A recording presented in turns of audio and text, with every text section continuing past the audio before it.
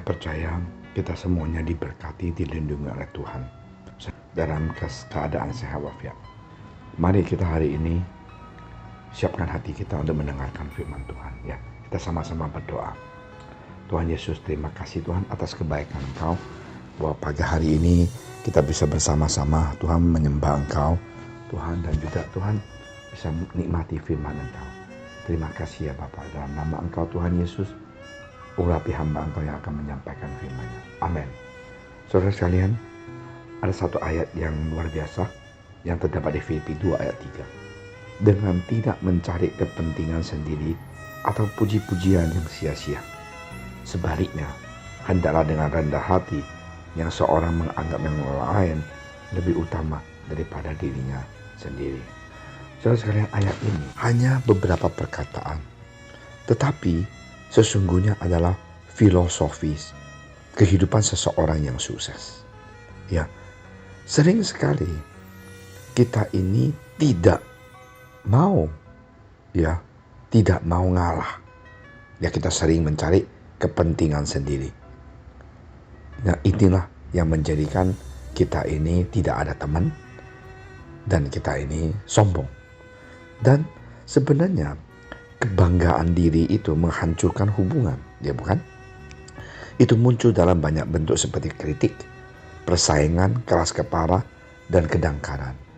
Dengan kata lain, bahwa kita merasakan kita tidak perlu kok. Kita tidak perlu dia. Nah, jangan, ya. Masalahnya yang muncul dari kebanggaan diri ialah bahwa itu menipu diri kita sendiri. Ketika saudara punya terlalu banyak kesombongan, maka Anda tidak bisa melihatnya dalam hidup Anda, tetapi semua orang bisa melihatnya. Jangan kita sombong. Ya, Amsal 16 ayat 18 mengatakan, kecongkakan mendahului kehancuran dan tinggi hati mendahului kejahatan. Nah, dengan kata lain, kalau kita showing off, ya, kita nggak mau ngalah dalam pembicaraan kita, dalam komunikasi dengan teman kita. Kita merasakan kita lebih pintar, lebih kaya dari dia. Kalau kita begitu, orang malas bicara dengan kita.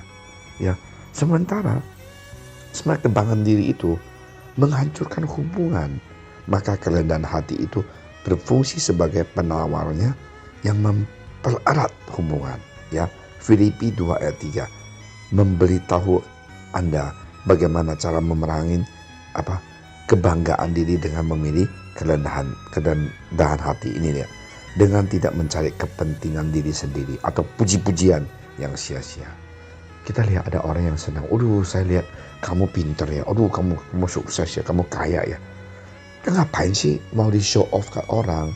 Kita pakai semuanya branded. Kita mau dari ujung kepala sampai kaki, mau orang tahu kita ini kaya. Marilah kita rendah hati, menganggap yang lain lebih utama, lebih penting daripada kita. Ya, saudara sekalian, membeli lebih banyaknya, dan akhirnya hendaklah kamu semua seia sekata, seperasaan, mengasihi saudara-saudara, penyayang dan rendah hati. Nah, bagaimana caranya tumbuh dalam rendah hati? Dengan membiarkan Yesus Kristus mengendali pikiran kita, hati kita, sikap, dan reaksi kita. Saudara sekalian, ini penting sekali. Apakah saya sanggup rendah hati? Tidak sanggup. Apakah saudara kuat dan bisa tidak mau menerima dan mencari puji-pujian? Kadang-kadang tidak bisa, yang kita maunya orang puji kita. Nah, Efesius 4:23 mengatakan supaya kamu dibaharui di dalam roh dan pikiranmu dan mengenakan manusia baru yang telah diciptakan menurut kehendak Allah di dalam kebenaran dan kekudusan yang sesungguhnya. Bagaimana kita bisa hidup dengan rendah hati?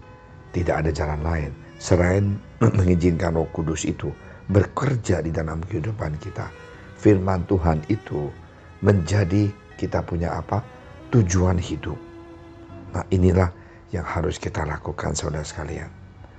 Janganlah kita sombong. Janganlah kita mau dipuji-puji orang. Kalau orang puji kita, kita katakan, ya puji Tuhan. Ya, bukan saya yang pintar, bukan saya yang sukses. Yesus yang memberikan saya kesempatan. Nah, ini yang paling penting. Hukum dasar hubungan adalah berikut. Anda cenderung menjadi sama seperti orang-orang yang bergaul dengan Anda. Ya, Jika Anda menghabiskan waktu dengan orang-orang yang pemarah, Anda menjadi lebih pemarah. Jika Anda menghabiskan waktu dengan orang-orang bahagia, Anda menjadi lebih bahagia. Jadi istilahnya kalau kita ini bergaul dengan orang yang aneh, ya kita juga ikut aneh. Ya, kalau kita mau jadi orang baru dan rendah hati, maka kita harus meluangkan waktu bersama dengan siapa? Yesus Kristus. Dengan apa? Gereja, dengan saudara seiman. Membangun relasi dengan Yesus, dengan saudara kita, supaya firman Tuhan bisa melekat di dalam hati kita. Nah, inilah yang Tuhan mau kita lakukan. Yesus ialah teladan utama dari kerendahan hati. Dia datang dari surga ke bumi untuk menjadi seorang manusia, hidup untuk Anda, memberikan hidupnya untuk Anda dan saya, dan dibangkitkan untuk menyelamatkan Anda dan saya. Saudara sekalian, marilah kita belajar dengan Yesus. Dia seperti ketemu seorang pelacur, dia tidak tuduh dia tidak marah dia. Mana suami kamu? Saya tidak ada suami. Saya tahu kamu tidak suami, tapi ada 5 laki-laki dalam hidup kamu. Nah, Tuhan tidak menuduh, menjudge ya, menghakimi.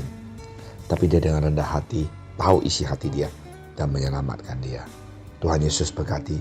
Marilah kita belajar rendah hati seperti Yesus. Kita berdoa. Terima kasih Tuhan Yesus atas firman Engkau yang begitu luar biasa. Tuhan, lupalah kami. Biarlah firman Engkau bisa hidup dalam pikiran hati kami, supaya kami sungguh bisa menjadi anak Engkau yang rendah hati, yang hanya memuliakan nama Engkau.